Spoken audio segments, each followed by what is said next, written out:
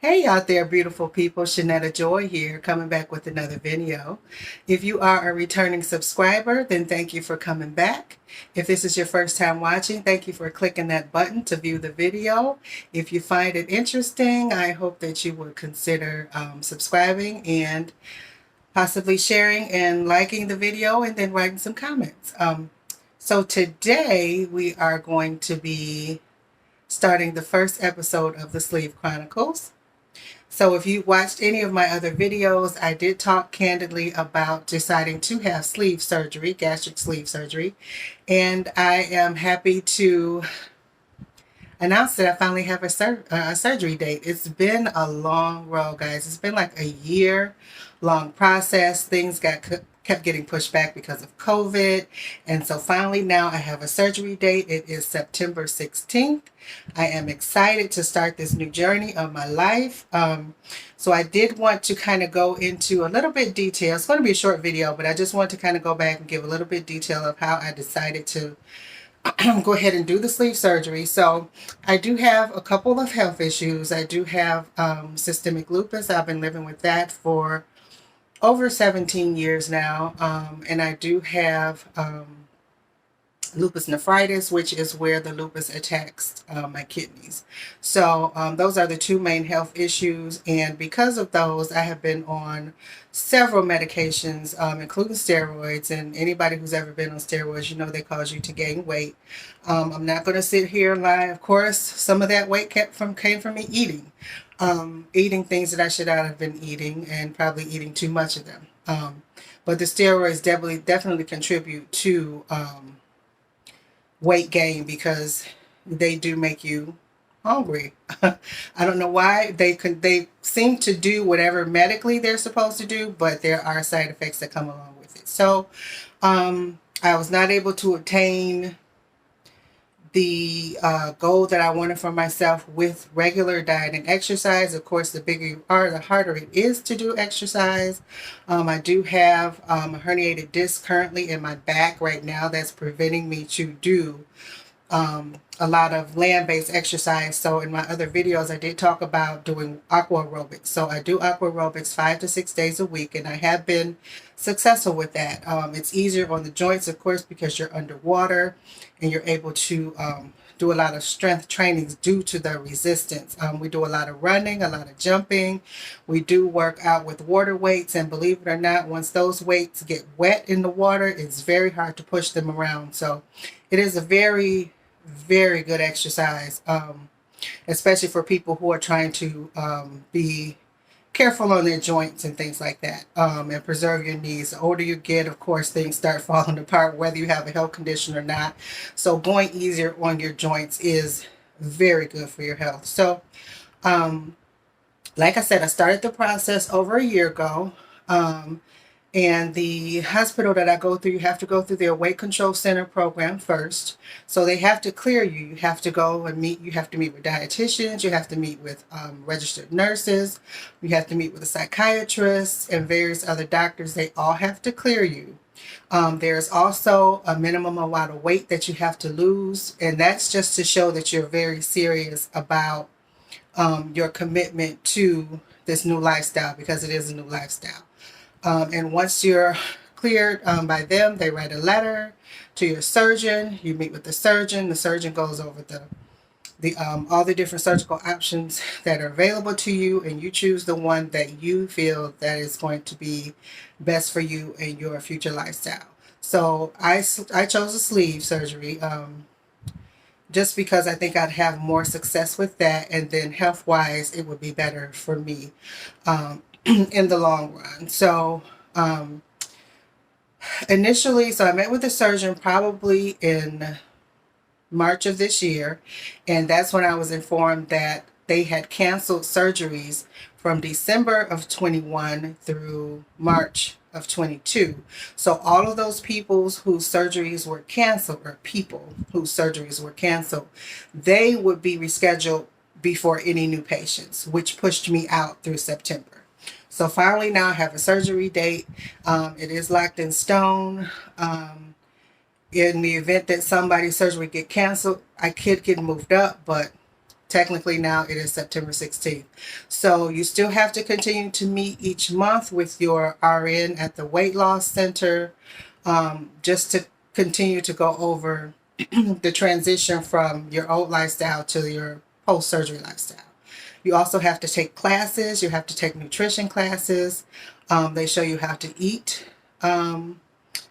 post-surgery, because your stomach, of course, is smaller because they're cutting off at least 75%, or more of your stomach, depending on, when they go in the day of surgery, they'll decide what they do. But I think it's normally 70 to 75% of your stomach. So you'll have a smaller pouch. So you're not able to consume as much, which in turn causes you to lose weight. Now, the way that they want you to eat post-surgery, of course, you have to get in all the protein that you can get, because your body doesn't absorb vitamins and nutrients, I don't believe, the way that they're supposed to, or the way that they do pre-surgery. So when you eat, they want you to eat all your protein first. If you're still hungry after that, which most people aren't, but if you are, then they say go for your vegetables, and then of course carbs last. They want you to train yourself now to drink your liquid after your surgery. I'm sorry, after you eat your protein, because they don't want you to get full off of your liquid and then you're not able to get your protein in. So that's going to be very hard for me. I did discuss that with my surgeon, because currently I drink over a gallon of water a day. I love water. Water is like my go-to drink. I used to drink pop a lot, but I did kind of curtail that. I don't drink regular pop. Now I bought a Soda Stream machine, and it's still pop, but I don't drink it as often, and then it's a lot less calories for like a 20 ounce. Say you buy a 20 ounce of Coke or whatever, that's over 270, I think, calories just for that bottle. If I was to drink that same amount on a Soda Stream machine using the liquid, the syrup that they use for the machine, it's like 60 calories. So I still now drink that every now and then. Of course, post-surgery, I probably won't be drinking any carbonated anything, at least for a while, until my body gets used to having the surgery, the smaller pouch, and the smaller meals and things like that.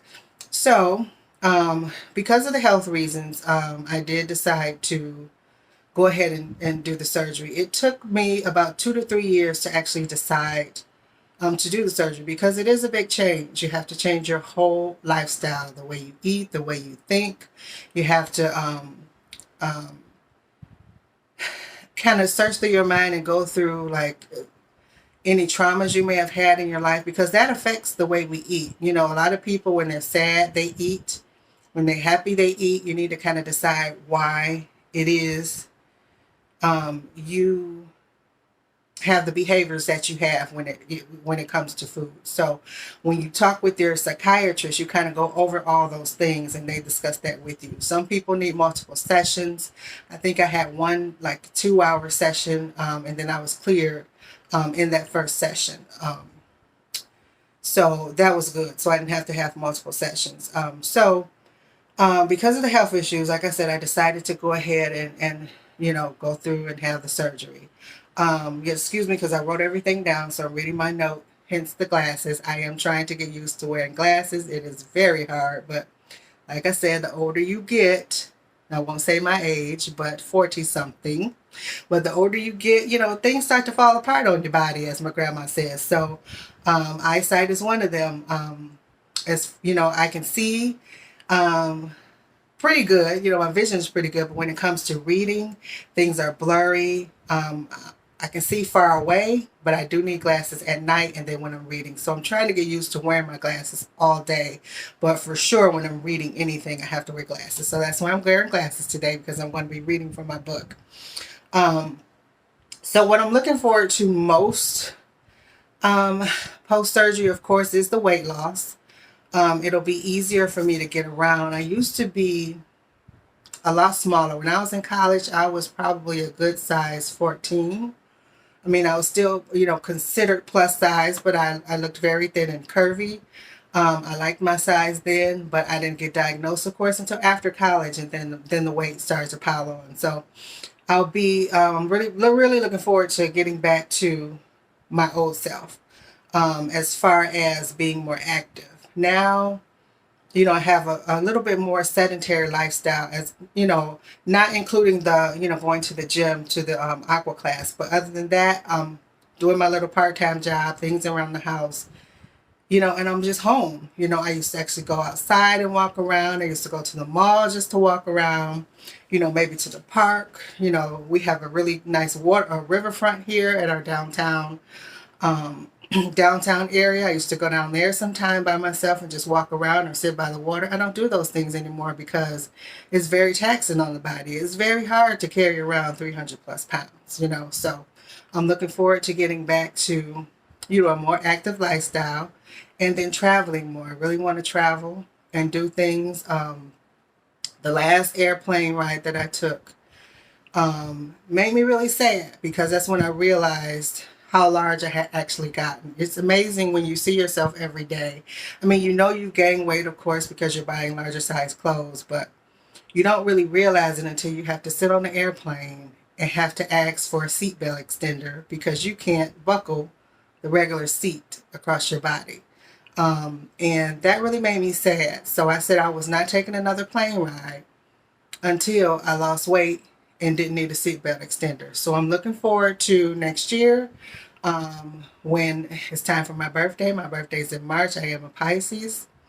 Woohoo to the Pisces. But I am looking forward to taking a trip for my birthday. And by that time, I will be able to, and I'm already claiming it, sit in a regular seat without a seatbelt extender. So I'm looking forward to that. Things that I have upcoming as far as videos, like I said, today is the first episode of the Sleeve Chronicles. So I will be chronicling my life upcoming to the surgery and then post-surgery.